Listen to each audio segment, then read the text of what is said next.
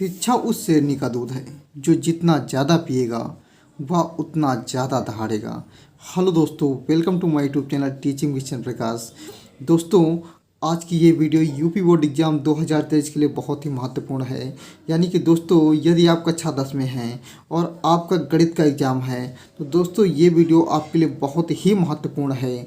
यदि अभी तक आपने गणित में कुछ भी नहीं पढ़ा है तो आप ओनली ये वीडियो अच्छे से तैयार कर लीजिए।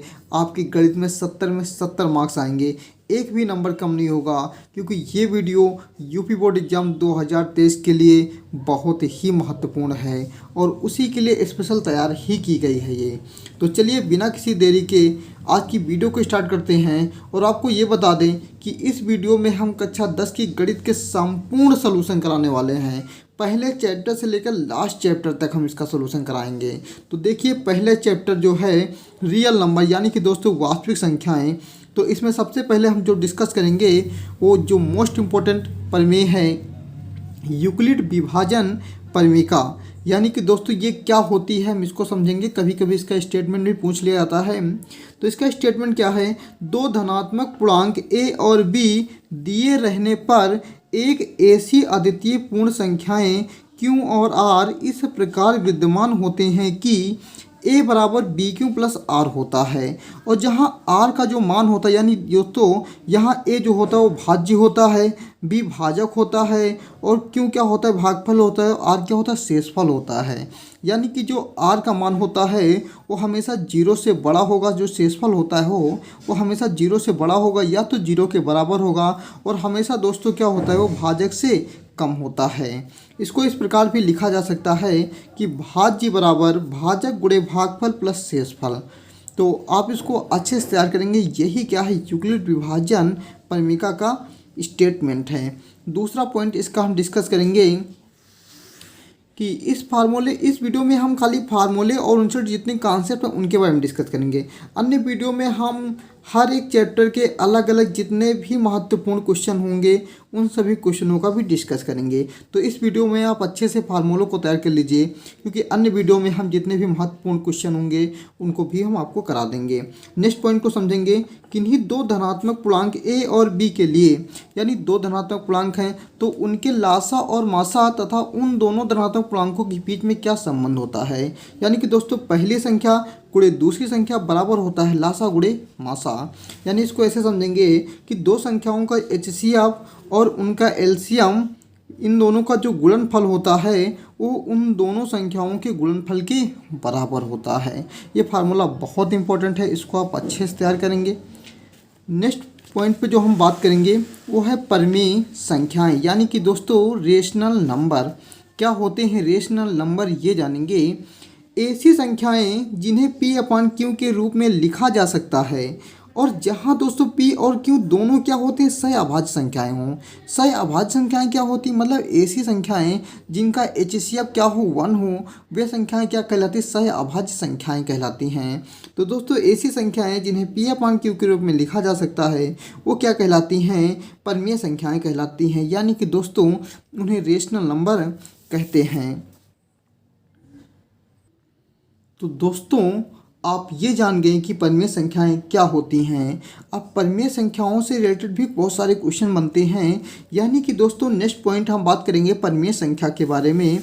तो नेक्स्ट पॉइंट जो है परिमेय संख्या से रिलेटेड ये है कि परिमेय संख्याओं का दशमलव प्रसार या तो शांत दशमलव प्रसार होता है या फिर अशांत आवर्ती दशमलव प्रसार होता है। यानी कि परिमेय संख्याओं का जब दशमलव प्रसार होता है वो या तो शांत दशमलव प्रसार होगा या फिर अशांत आवर्ती दशमलव प्रसार होता है। अब कब शांत दशमलव प्रसार होगा और कब अशांत दशमलव प्रसार होगा इसको भी डिस्कस कर लेते हैं। तो इसको हम नेक्स्ट पॉइंट में डिस्कस करते हैं। नेक्स्ट पॉइंट क्या है हमारा कि परिमेय संख्या पी अपान क्यू का दशमलव प्रसार शांत दशमलव प्रसार कहलाता है यदि क्यू के अभाज्य गुणनखंड, यानी कि दोस्तों क्यू क्या है, पी हमारा अंश है और क्यू क्या है, हर है। यानी हर के जो अभाज्य गुणनखंड होंगे यदि 2 की पावर n और 5 की पावर m के रूप में होता है तो वो जो परिमेय संख्या का प्रसार होगा उसे हम क्या बोलेंगे कि शांत दशमलव प्रसार होगा वो।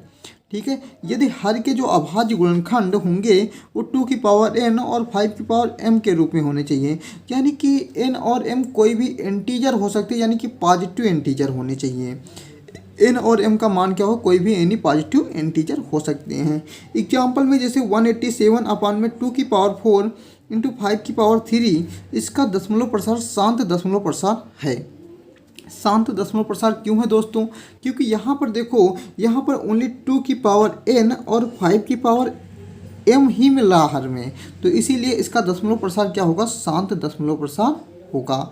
नेक्स्ट पॉइंट पे हम डिस्कस करेंगे कि परिमेय संख्या p अपान q का दशमलव प्रसार अशांत आवर्ती दशमलव प्रसार कहलाता है यदि q के अभाज्य गुणनखंड 2 की पावर n गुणे 5 की पावर m के रूप के ना हो। यानी कि दोस्तों जो हर है, हर के अभाज्य गुणनखंड में यदि 2 की पावर n और 5 की पावर m के अलावा कोई अन्य संख्याएं भी आ जाएं, तो वहाँ पर जो परिमेय संख्या का दशमलव प्रसार होगा वो कैसा होगा, अशांत आवर्ती दशमलव प्रसार होगा। यानी कि यहाँ पर 7 आ जाए, 3 आ जाए, ऐसे नंबर आ जाए हर में, तो वहाँ पर क्या होगा, परिमेय संख्या का जो दशमलव प्रसार होगा वो दोस्तों कैसा हो जाएगा, अशांत आवर्ती हो जाएगा। तो आई होप, आशा करते हैं कि आपको परिमेय संख्या और परिमेय संख्या का दशमलव प्रसार कब शांत होगा, कब अशांत आवर्ती होगा, ये आपको अच्छे समझ में आया होगा। अब दोस्तों हम नेक्स्ट चैप्टर का डिस्कस कर लेते हैं। पहला चैप्टर हमने सीख लिया कि वास्तविक संख्याओं से रिलेटेड जितने भी बेसिक कॉन्सेप्ट और फार्मूले हैं उनके बारे में हमने डिस्कस किया है। अब सेकेंड चैप्टर है दो चर वाले रैखिक समीकरण युग्म। अब पहले तो हम जानेंगे कि दो चर वाले रैखिक समीकरण युग्म होता क्या है। यानी कि दोस्तों वह समीकरण जिसमें दो चर होते हैं तथा दोनों चरों की घात एक होती है, वह समीकरण दो चर वाला रैखिक समीकरण युग्म कहलाता है।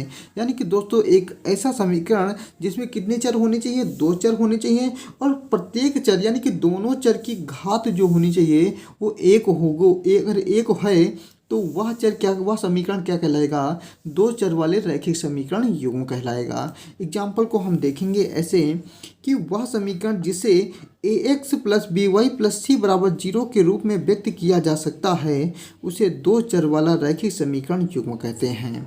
तो ये आपको समझ में आया कि रैखिक समीकरण युग्म क्या होते हैं दो चरों में।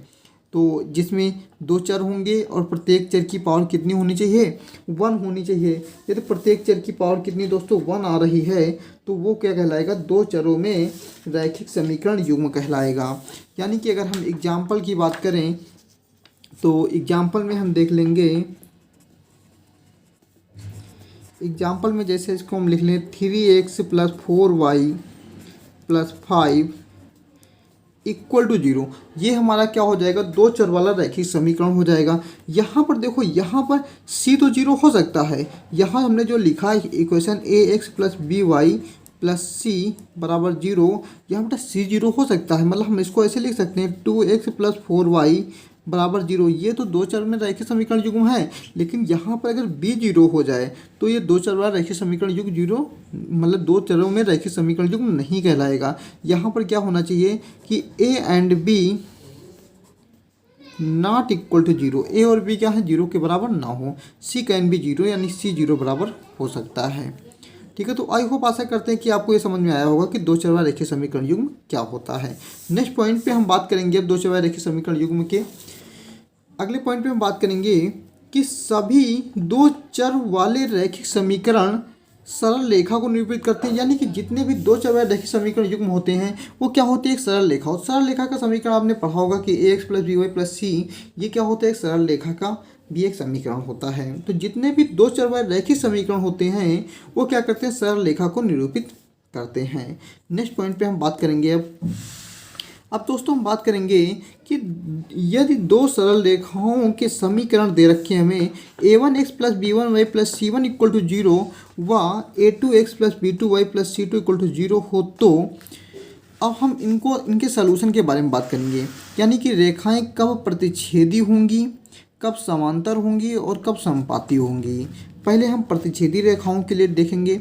जब a1 upon a2 not equal b1 upon b2 हो, इस स्थिति में रेखाओं का अद्वितीय हल प्राप्त होगा तथा समीकरण निकाय का हल संगत होगा। यानी कि दोस्तों दो रेखाएं क्या करेंगे, एक दूसरे को प्रतिच्छेद करेंगी। जब दो रेखाएं एक दूसरे को प्रतिच्छेद करेंगी तो वहाँ पर हमें जो हल मिलेगा, यानी कि एक लाइन ऐसी है एक लाइन ऐसी है, इनका एक इंटरसेक्टिंग पॉइंट मिलेगा या प्रतिच्छेदन बिंदु मिलेगा।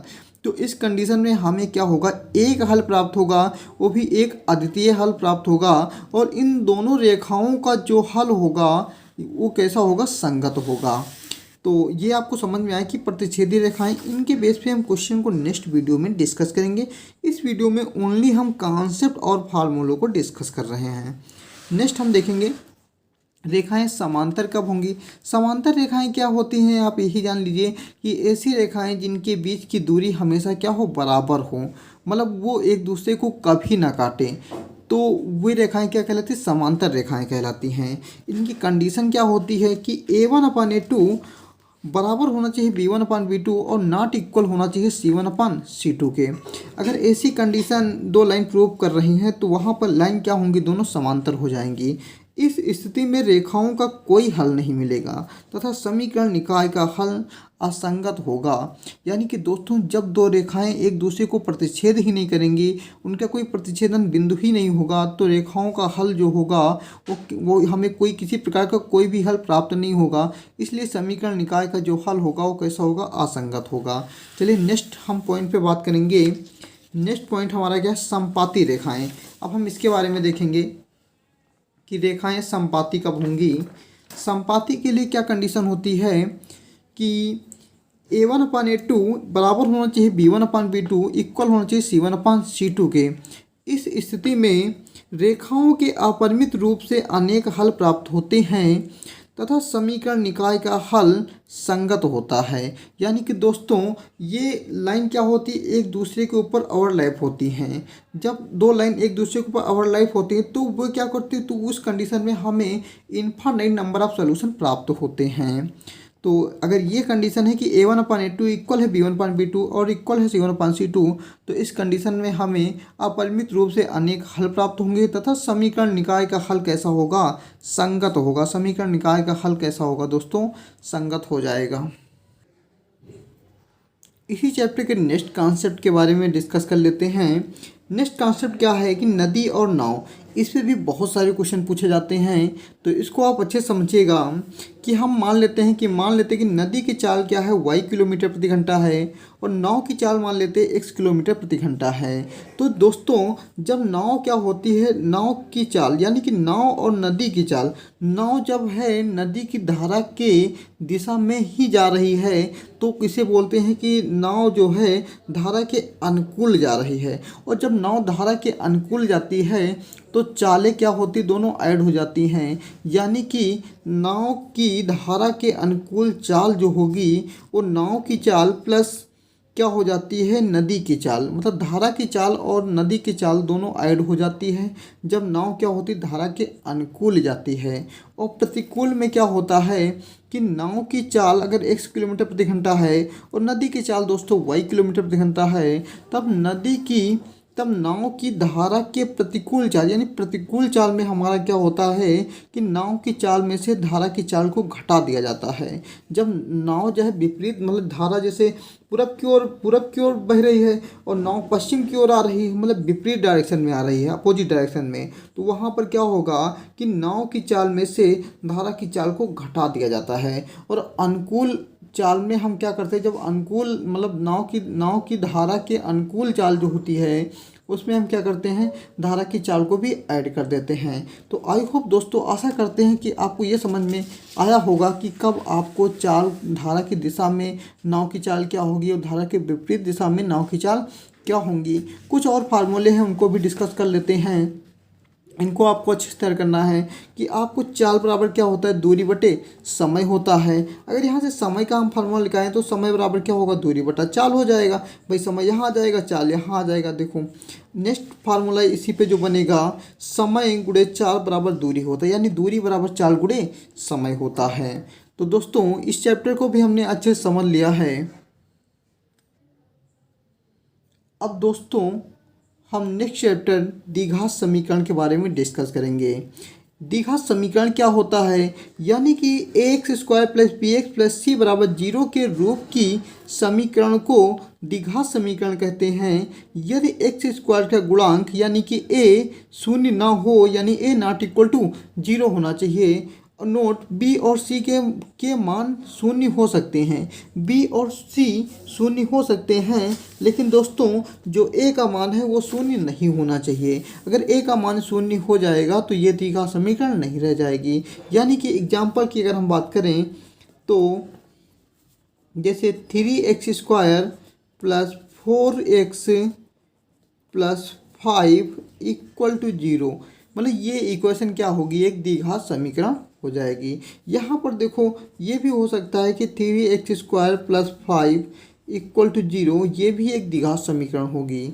यहाँ पर अगर हम ये भी बोल सकते हैं कि 3x square plus 4x equal to 0, ये भी द्विघात समीकरण होगी। लेकिन अगर हम ये बोलें कि 4x प्लस 5 इक्वल टू 0, तो ये दोस्तों द्विघात समीकरण नहीं है। तो इसको आपको अच्छे से याद रखना है कि द्विघात समीकरण ax square plus B X plus C बराबर 0 के रूप की समीकरण को क्या कहेंगे, द्विघात समीकरण कहेंगे। यहाँ पर एक्स स्क्वायर का गुणांक यानी a का मान शून्य नहीं होना चाहिए।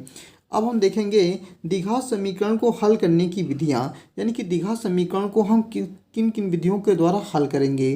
पहली विधि क्या है, गुणनखंड विधि। तो इस विधि में समीकरण के गुणनखंड करके हल किए जाते हैं। इस विधि में दोस्तों हम क्या करते हैं, जो भी हमें समीकरण दिए होते हैं उनको हम गुणनखंड मेथड से उनको हल करते हैं। देखिए एक एग्जाम्पल को हम आपको समझाते हैं। एग्जाम्पल क्या दिया है, 2x square plus 11x plus 9 equal to 0 दे रखा है। तो इसके आप फैक्टर कैसे करेंगे, फैक्टर करने के लिए जो अचर पद होता है उसको हम एक्स स्क्वायर के गुणांक से क्या करते हैं, मल्टीप्लाई करते हैं। यानी कि 2 इंटू में 9 करेंगे तो कितना आ जाएगा, 18 आ जाएगा। 18 के ऐसे फैक्टर करिए कि जोड़ने या घटाने से कितना आ जाए, इसके हम फैक्टर कर लेते हैं। आप ऐसे फैक्टर कर लेंगे, देखो 3 से कट रहा है तो आप इसको 3 से काटेंगे, अभी भी ये 3 से कट रहा है तो आप ये भी 3 से काटेंगे तो 1 आ जाएगा। यानी कि 18 के ऐसे फैक्टर करना है कि जोड़ने या घटाने से हमको 11 मिल जाए। ठीक है, तो हमें देखिए 9 दूनी 18 होता है, 9 प्लस 2 जोड़ेंगे तो 11 हो जाएगा। तो हम वही लिख लेते हैं यहाँ 2x square plus 9 plus 2, bracket के बाहर x लिखा तो x लिख देंगे, प्लस 9 इक्वल टू 0 लिख देंगे। यहाँ पर देखिए 2x square plus 9x, x का मल्टीप्लाई कराएंगे तो 9x हो जाएगा, प्लस का 2x प्लस 9 इक्वल टू 0 हो जाएगा। हम क्या करते हैं, इन दोनों में कॉमन लेते हैं और इन दोनों में कॉमन लेंगे। इन दोनों में देखो x कॉमन है, ये x है, यहाँ पर x कॉमन है तो क्या बचेगा, x निकल जाएगा तो 2x बचेगा और प्लस का 9 बचेगा। यहाँ दोस्तों कुछ नहीं कॉमन, जब कुछ भी कॉमन नहीं होता तो वहाँ 1 कॉमन ले लिया जाता है। तो क्योंकि 1 सबके मल्टीप्लाई में होता है, 1 नीचे सबका फैक्टर होता है, हर एक नंबर का फैक्टर जो होता है 1 होता है। तो यहाँ पर 1 बाहर हो जाएगा, 2x प्लस 9 बचेगा।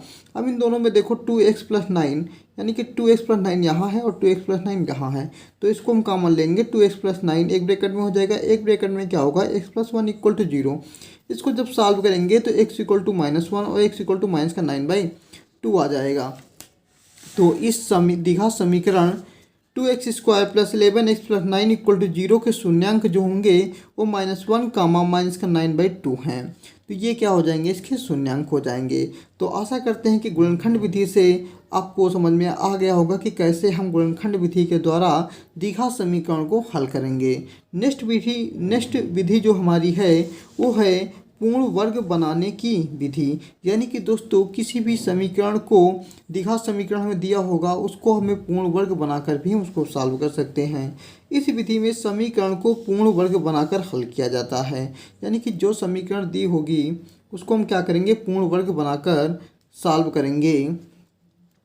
जैसे एग्जाम्पल में समझेंगे आप, इस विधि में समीकरण को पूर्ण वर्ग बनाकर हल किया जाता है। एग्जाम्पल देखिए, 4x square plus 12x plus 3 equal to 0 ये दे रखा है। तो यहाँ पर हम क्या करते हैं कि एक्स स्क्वायर, एक्स का जो गुणांक होता है उसका आधा करते हैं, उसके आधे का देखो इसका आधा करो तो 2ab के टर्म में लिखोगे दोस्तों इसको, तो ये कितना आ जाएगा, देखो 3 हमने क्या किया, 3 का स्क्वायर यहाँ जोड़ दिया है, 3 का स्क्वायर यहाँ पर घटा दिया है, तो ये क्या बन जाएगा, इतना देखो, तो ये a square plus 2ab plus B square लिखा है, तो ये a प्लस बी का होल स्क्वायर हो जाएगा, माइनस का 9 से 3 जाएगा तो माइनस का 6 बचेगा। 6 को √6 का होल आप स्क्वायर लिख सकते हैं, 6 को √6 का होल आप स्क्वायर लिख सकते हैं, तो ये a square minus B square हो जाएगा। A square minus B square का फार्मूला क्या होता है, एक ब्रैकेट में ए प्लस बी, दूसरे ब्रैकेट में ए माइनस बी। तो ऐसे आप लिख सकते हो। इसको और आप सॉल्व करना चाहते हो तो यहाँ पर आप इसको और सॉल्व कर सकते हो और एक्स के मान निकाल सकते हो, क्योंकि इस वीडियो में ओनली हम फार्मूले और उनसे रिलेटेड कुछ बेसिक कॉन्सेप्ट के बारे में डिस्कस कर रहे हैं, तो खाली हम यहीं पर इसको हम छोड़ देते हैं। अब दोस्तों हम द्विघात समीकरण सॉल्व करने की थर्ड विधि यानी कि सीधा चार सूत्र से हम द्विघात समीकरण को हल कर सकते हैं। तो इसको भी देख लेंगे कि कोई समीकरण अगर दे रखी है A X square plus B X plus C बराबर 0 का हल जो होता है वो एक्स इक्वल टू माइनस का B plus minus under root B square minus 4ac upon 2a के बराबर होता है। और यही जो सूत्र होता है ये क्या होता है, सीधाचारी सूत्र होता है। यानी इसकी भी सहायता से हम द्विघात समीकरण को हल कर सकते हैं। अब एक अन्य फार्मूला देखेंगे विविक्तर का, यानी विविक्तर जो होता है डी से इसको डिनोट किया जाता है। डी बराबर होता है बी स्क्वायर माइनस 4ac। अब हम विविक्तर की सहायता से, ये बहुत ही इंपॉर्टेंट है, इसको आप अच्छे से देखिए कि मूलों की प्रकृति, ये जरूर इस एग्जाम में एक क्वेश्चन इसका ज़रूर ही आता है, तो बहुत ज़्यादा इम्पोर्टेंट है, इसको अच्छे से आप पढ़िए। देखिए ये पहला पॉइंट जो है बहुत इंपॉर्टेंट है कि दो समान वास्तविक हल होंगे यदि B square minus 4ac equal to 0, यानी कि अगर विविक्तर 0 है, द्विघात समीकरण का अगर विविक्तर 0 है तो उनके मूल क्या होंगे, समान होंगे और वास्तविक होंगे। और अगर दो समान वास्तविक हल होंगे किसी भी द्विघात समीकरण के तो उनका विविक्तर क्या हो जाएगा, 0 हो जाएगा। नेक्स्ट पॉइंट क्या है, दो भिन्न वास्तविक हल होंगे यदि B square minus 4ac greater than 0, यानी कि जो द्विघात समीकरण है उसका विविक्तर जो आएगा वो यदि 0 से बराबर है तो उसके दो भिन्न वास्तविक हल होंगे। नेक्स्ट पॉइंट है कोई वास्तविक हल नहीं होगा यदि B square minus 4ac less equal 0, यानी कि यदि द्विघात समीकरण का विविक्तर जो है वो 0 से कम है तो वहाँ पर कोई वास्तविक हल प्राप्त नहीं होगा। इन सभी कॉन्सेप्ट पर हम फार्मूले बहुत जल्द, फार्मूलों को तो हम डिस्कस कर ही रहे हैं, बहुत जल्द इनके ऊपर हम क्वेश्चन को भी आपको कराने वाले हैं। अब दोस्तों नेक्स्ट चैप्टर निर्देशांक ज्यामिति, इसके बारे में डिस्कस कर लेते हैं।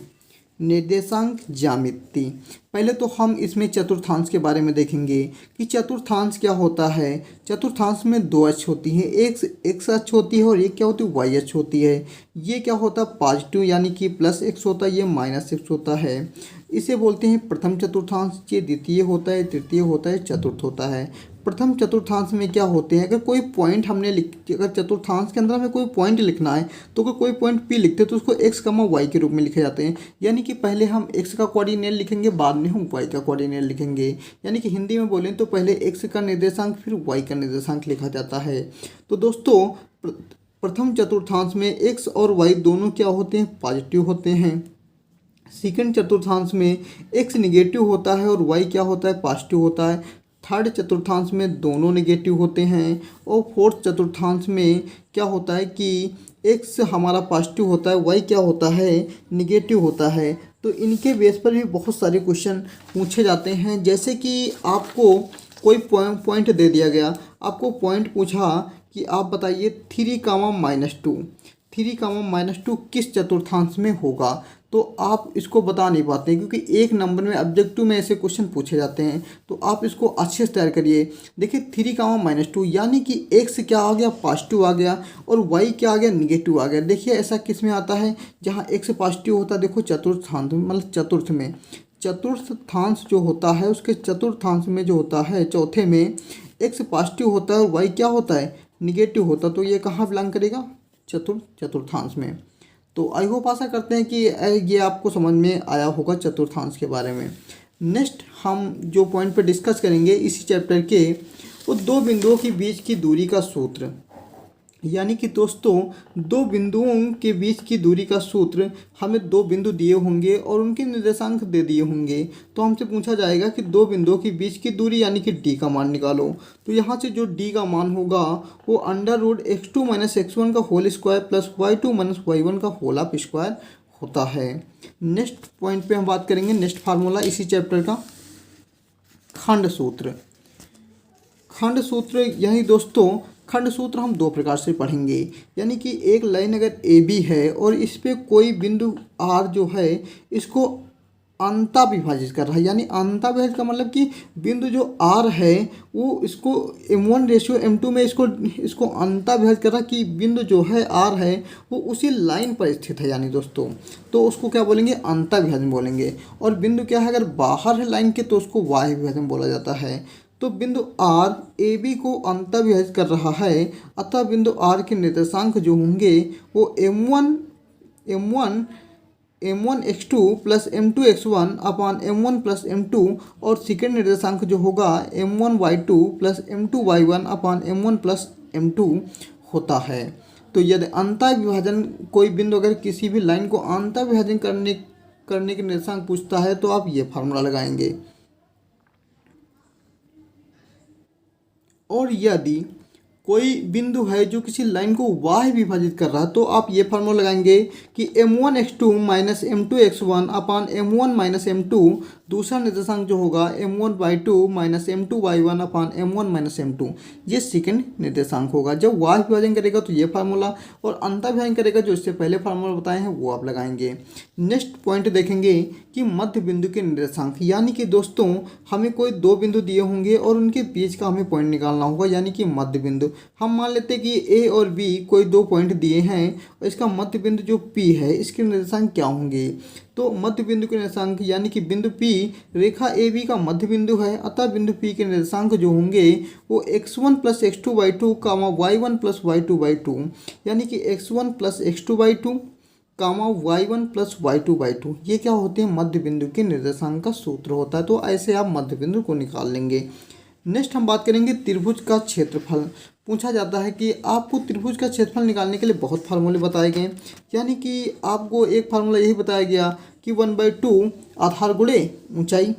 आपको अगर आधार पता है और ऊंचाई पता है तो आप क्या करेंगे, 1/2 आधार गुणे ऊंचाई, वहाँ से त्रिभुज का क्षेत्रफल निकल आएगा। लेकिन दोस्तों एक फार्मूला ये भी होता है त्रिभुज का क्षेत्रफल निकालने के लिए, जब त्रिभुज के तीनों शीर्ष दिए होते हैं, यानी कि ए बी सी तीनों शीर्ष दिए हैं, तब आप त्रिभुज का क्षेत्रफल कैसे निकालेंगे। तो आप ऐसे निकालेंगे, ये देखिए त्रिभुज का क्षेत्रफल का फार्मूला क्या होता है, 1/2 x1 कामा y2 minus y3 plus x2 y3 minus y1 plus x3 y1 minus y2।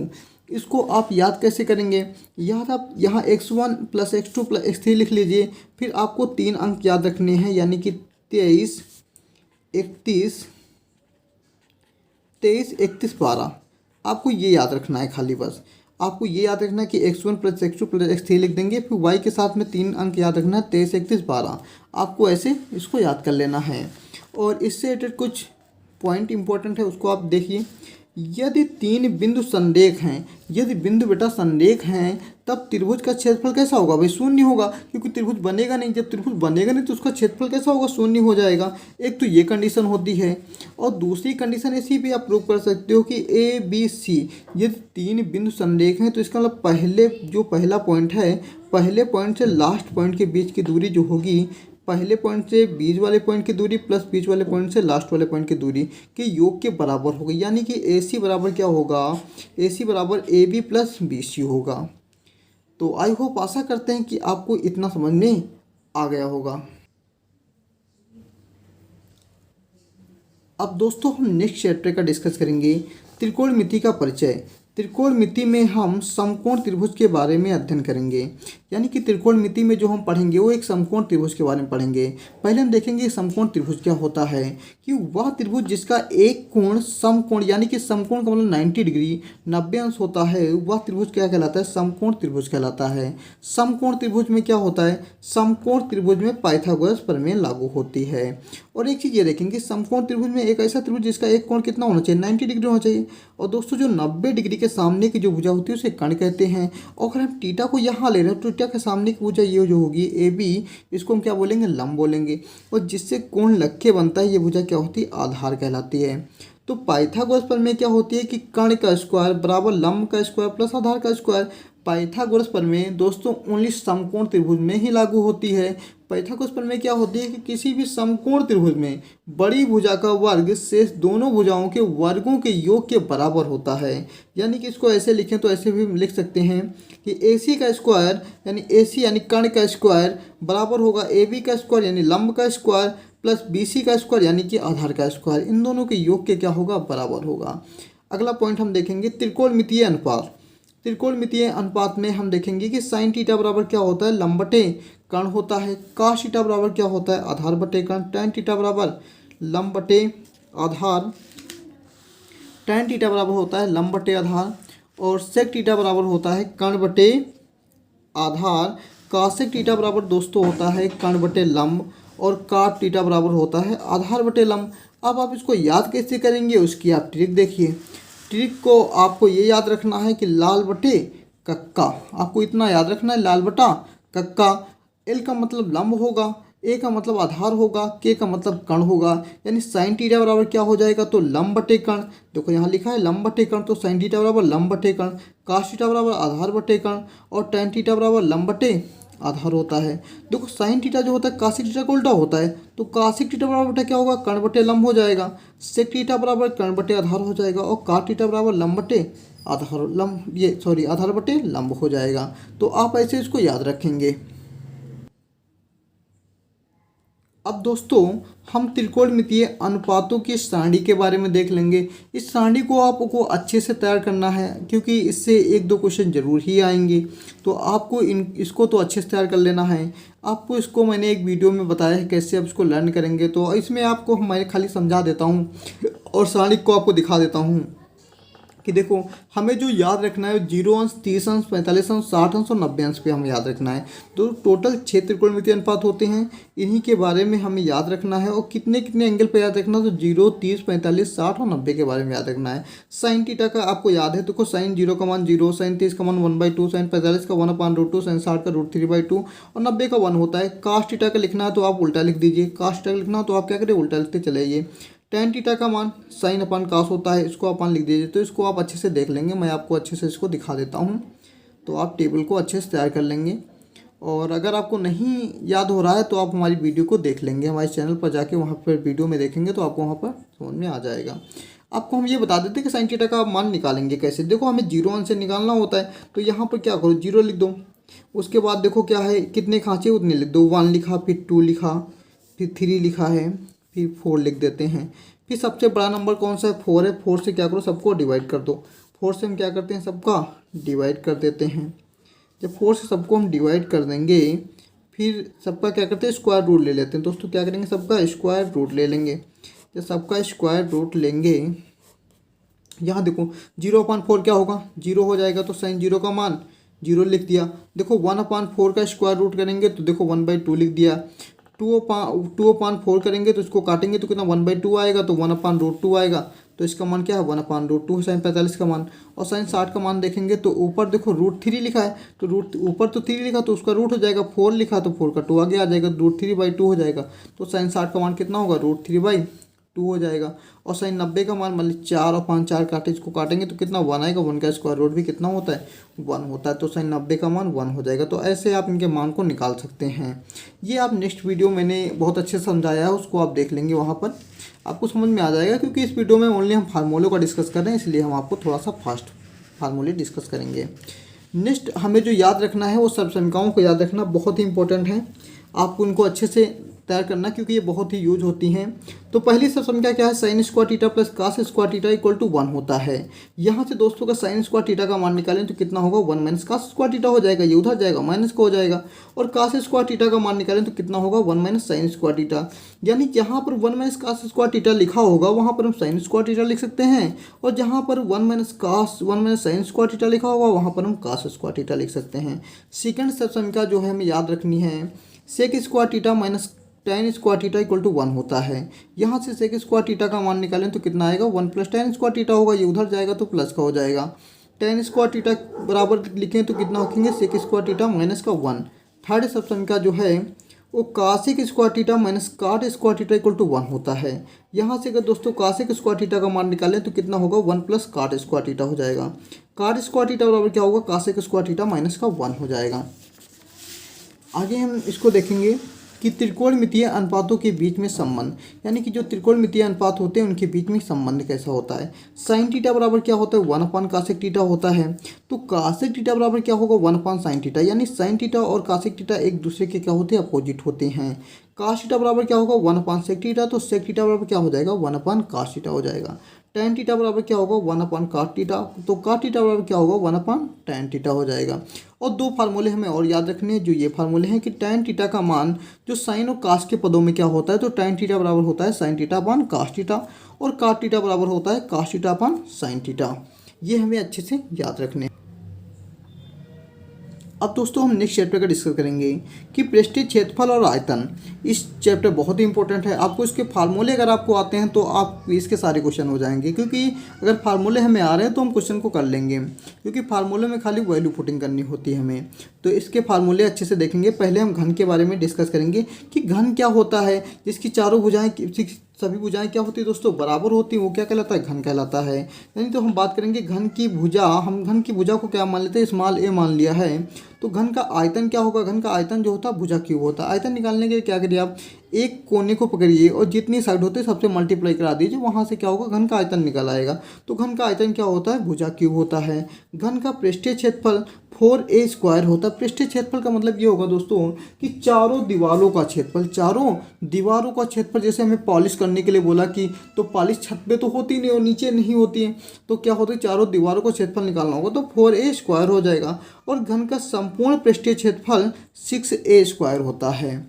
और घन का विकर्ण जो होता है a√3 होता है, यानी कि भुजा √3 होता है। कभी हमें अगर ऐसे भी क्वेश्चन पूछा है कि घन में सबसे बड़ी छड़ रखी जा सकती है, तो उसके विकर्ण के बराबर ही छड़ को रखा जा सकता है। सबसे बड़ी छड़ को अगर पूछे तो आप उसका विकर्ण का मान निकालिए, वही उसका आंसर हो जाएगा।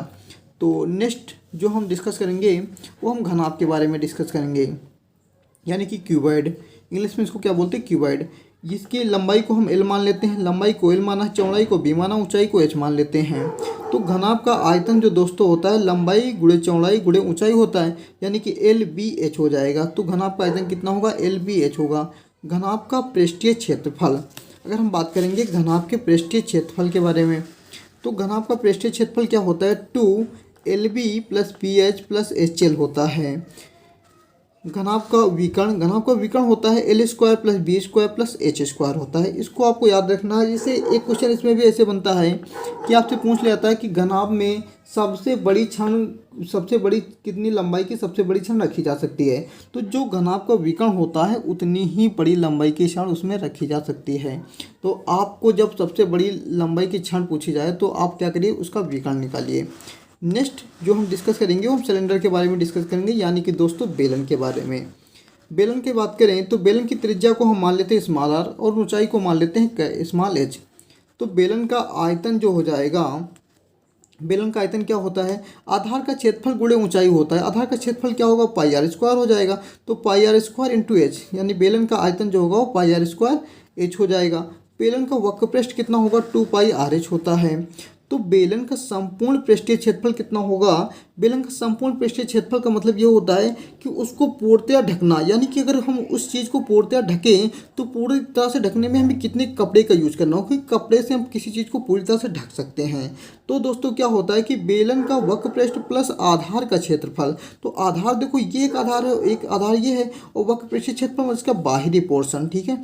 तो वक्रपृष्ठ कितना 2πrh होता है और आधार का क्षेत्रफल πr² होता है। 2 से मल्टीप्लाई करेंगे 2πr² हो जाएगा। यहाँ से देखो 2πr कॉमन लेंगे तो कितना h + r हो जाएगा, यानी बेलन का संपूर्ण पृष्ठीय क्षेत्रफल कितना होता है 2πr ब्रैकेट में h + r होता है। तो दोस्तों ये आपको समझ में आया। अब दोस्तों हम शंकु के बारे में देख लेते हैं। शंकु यानी कि कोन कैसा होता है, जैसे कि मदारी की टोपी आपने देखी होगी। इसकी ये जो रेडियस को हम h मान लेते हैं, ऊंचाई को हम h मान लेते हैं, और इसकी ये जो L होती है, L को हम क्या बोलते हैं तिर्यक ऊंचाई, यानी कि तिर्यक ऊंचाई मतलब एक तिरछी ऊंचाई ना, एक ऐसी होती है कि तिरछी ऊंचाई, इसको हम क्या मानते हैं l मान लेते हैं। तो त्रिज्या को r, ऊंचाई को हम h और तिर्यक ऊंचाई को l मान लेते हैं। तो शंकु का आयतन जो होता है वो दोस्तों, जो हमने अभी बेलन का आयतन पढ़ा, तो बेलन का आयतन हमने अभी आपको बताया कि πr² होता है, यानी कि बेलन के आयतन का 1/3 के बराबर होता है। तो शंकु का आयतन कितना हो जाएगा 1/3 πr² हो जाएगा। शंकु का वक्रपृष्ठ कितना होता है, तो शंकु का वक्रपृष्ठ होता है 2πrh होता है। शंकु के आधार का क्षेत्रफल मतलब दोस्तों ये गोला ही तो बनता है, तो शंकु के आधार का क्षेत्रफल कितना होगा πr² हो जाएगा। शंकु का संपूर्ण पृष्ठ का क्षेत्रफल। तो संपूर्ण पृष्ठ का क्षेत्रफल निकले तो आप इतना सोचिए कि उसको पूर्णतया मतलब उसके पूरे एरिया का क्षेत्रफल हमें निकालना है। तो पूरे एरिया का क्षेत्रफल निकालने के लिए हम क्या करेंगे, शंकु का वक्र पृष्ठ निकालेंगे प्लस आधार का क्षेत्रफल। तो वक्र पृष्ठ में क्या हो जाएगा, देखो वक्र पृष्ठ में ये इतना आ जाएगा, वक्र पृष्ठ कितना पाई आर एल होता है, सॉरी यहाँ पर जो शंकु का वक्र पृष्ठ होगा वो दोस्तों हो जाएगा पाई आर एल होता है। ये मैंने गलती हो गई इसको लिखने में, ये क्या होगा पाई आर एल हो जाएगा। तो शंकु का वक्र पृष्ठ कितना होता है, पाई आर एल होता है। तो यहाँ से देखो शंकु का वक्र पृष्ठ पाई आर एल प्लस का आधार का क्षेत्रफल कितना पाई आर स्क्वायर हो जाएगा। तो यहाँ से पाई आर कॉमन लेंगे तो एल प्लस आर हो जाएगा। नेक्स्ट हम बात करेंगे गोला के बारे में, यानी कि दोस्तों स्फीयर के बारे में। तो इसकी रेडियस को हम कितना मान लेते हैं, स्मॉल आर मान लेते हैं, गोले की त्रिज्या को स्मॉल आर मान लेते हैं, और गोले का पृष्ठीय क्षेत्रफल कितना हो जाएगा, तो गोले का पृष्ठीय क्षेत्रफल होता है 4 पाई आर स्क्वायर, और गोले का आयतन क्या होता है 4/3 पाई आर क्यूब होता है। नेक्स्ट हम बात करेंगे अर्धगोले की यानी कि हेमिस्फीयर की। तो हेमिस्फीयर यानी कि अर्धगोले की त्रिज्या क्या होती है, स्मॉल आर होती है। अर्धगोले का वक्र पृष्ठीय क्षेत्रफल 2 पाई आर स्क्वायर होता है, और अर्धगोले का संपूर्ण पृष्ठीय क्षेत्रफल 3 पाई आर स्क्वायर होता है। जो संपूर्ण पृष्ठीय क्षेत्रफल यानी कि दोस्तों अगर हम अर्धगोले का वक्र पृष्ठीय क्षेत्रफल निकालें, देखो उसका 4 पाई आर स्क्वायर होता है पूर्ण गोले का, तो उसका आधा हो जाएगा 2 पाई आर स्क्वायर। यहाँ पर संपूर्ण पृष्ठीय क्षेत्रफल का मतलब कि ये 2 पाई आर स्क्वायर आएगा, लेकिन जो पाई आर स्क्वायर ये बचेगा, इसका नीचे जो गोला बनता है इसको जोड़ेंगे तो 3 पाई आर स्क्वायर हो जाएगा। तो अर्धगोले का आयतन जो होगा वो संपूर्ण गोले का जो गोले का आयतन होता है उसका आधा होता है, तो उसका 4/3 पाई आर क्यूब होता है, तो इसका 2/3 पाई आर क्यूब हो जाएगा।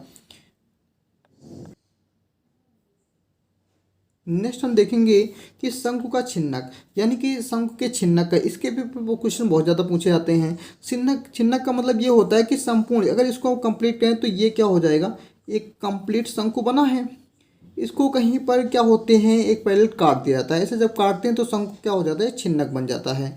तो इसकी नीचे की रेडियस को r1 मान लेते हैं, ऊपर की रेडियस को हम क्या मान लेते हैं, तो r2 मान लेते हैं।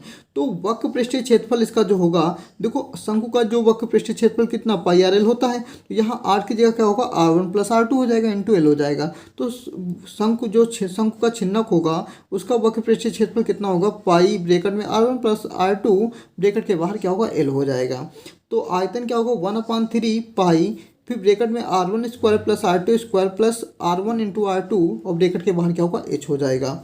संपूर्ण पृष्ठीय क्षेत्रफल पाई r1 प्लस r2 यानी कि ये वक्र पृष्ठ लिखा प्लस ये आधार का क्षेत्रफल लिखा। देखो आधार का क्षेत्रफल यहाँ निकालेंगे तो पाई r1 का स्क्वायर हो जाएगा, ऊपर निकालेंगे बेटा तो पाई r2 का स्क्वायर हो जाएगा। तो देखो ये क्या लिखा, वक्र पृष्ठ लिखा है प्लस क्या लिखा, आधार का क्षेत्रफल लिखा है, ठीक है ना। तो ये दोनों को ऐड करेंगे तो संपूर्ण पृष्ठीय क्षेत्रफल निकल आएगा। और एक संबंध होता है कि एल स्क्वायर जो तिर्यक ऊंचाई होती है एल स्क्वायर बराबर होता है r1 माइनस r2 का whole square plus H square. यानी कि आपको शंकु में हम बताने को भूल गए कि वहाँ पर जो होता है तिर्यक ऊंचाई एल स्क्वायर ये बराबर होती है H square plus R square के। यानी कि अभी हमने शंकु के बारे में डिस्कस किया, तो वहाँ पर देखिए यहाँ पर जो शंकु है, यहाँ देखो एक समकोण त्रिभुज बन रहा है, ये 90 डिग्री, तो इसे पाइथागोरस प्रमेय लगाएंगे। तो जब पाइथागोरस प्रमेय लगाएंगे तो ये एल क्या होगा, कर्ण हो जाएगा। तो यहाँ से जो एल का स्क्वायर होगा वो बराबर हो जाएगा H square plus R square के बराबर हो जाएगा। तो ये भी संबंध आपको याद रखना है, बहुत ज़्यादा यूज होता है, तो आपको अच्छे से याद रखना है। तो ये आप इतना जान लें, ये भी चैप्टर के जितने भी फार्मूले इंपॉर्टेंट थे उनको हमने करा दिया।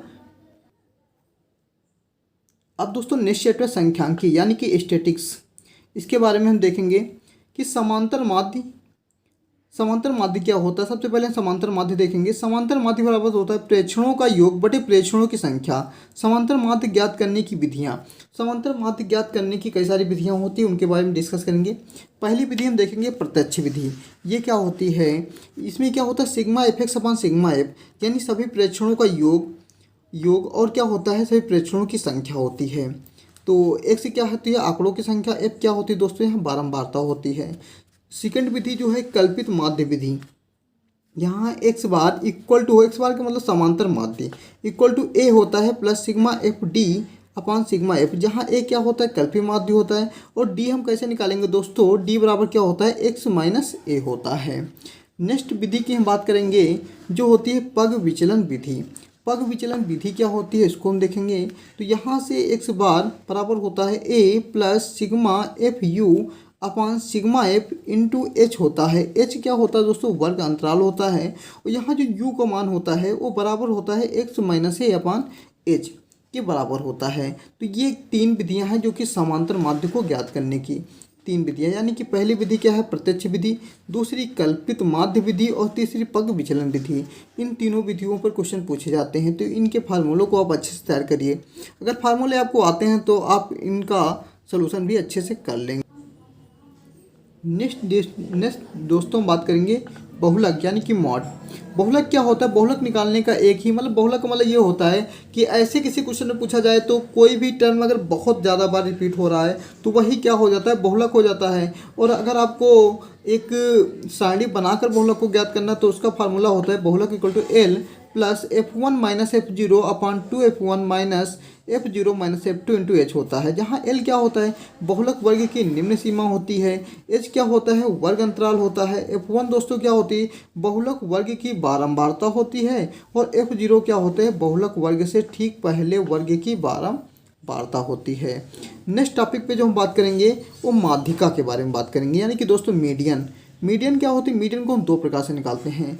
जब n विषम संख्या हो तो माध्यिका का फार्मूला क्या होता है, n प्लस 1/2वें टर्म का मान। यानी कि दोस्तों इसको हम आपको एक एग्जाम्पल से अगर समझाएं तो एग्जाम्पल में जैसे एक क्वेश्चन है, क्वेश्चन ये दिया है कि 2, 4, 6, 8, 10, इसकी हमें क्या करनी, माध्यिका ज्ञात करनी। तो यहाँ पर हम नंबर को गिनेंगे कि कितने नंबर हैं, 1, 2, 3, 4, 5 नंबर हैं। तो इसका जो मीडियन होगा, मीडियन यानी कि दोस्तों माध्यिका 5 है तो हम क्या करेंगे, फार्मूला लगाएंगे। दो जब विषम आ गया तो 5/2 क्या करेंगे, नहीं सॉरी यहाँ कितने अंक हैं, 1, 2, 3, 4, 5 अंक हैं तो कितना करेंगे, 5 + 1/2 करेंगे पद का मान।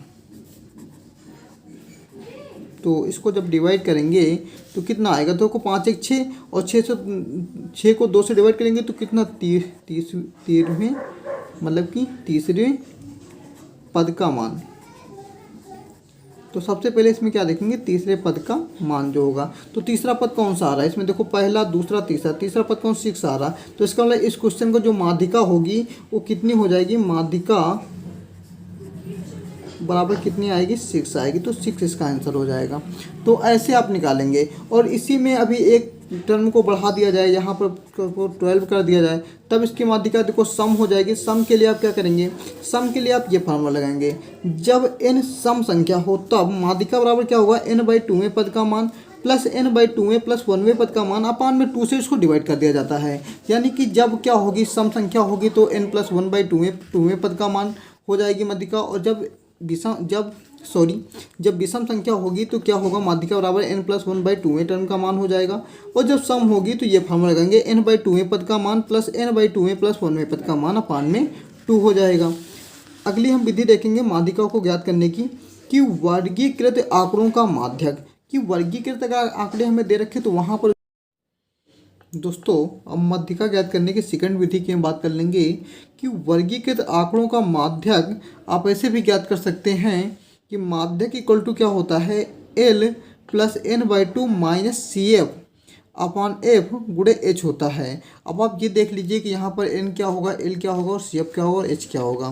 तो इसको यहाँ पर हम आपने जिक्र किया है कि L क्या होता है कि माध्यक वर्ग की निम्न सीमा होती है, और n क्या होती है, प्रेक्षणों की संख्या होती है दोस्तों।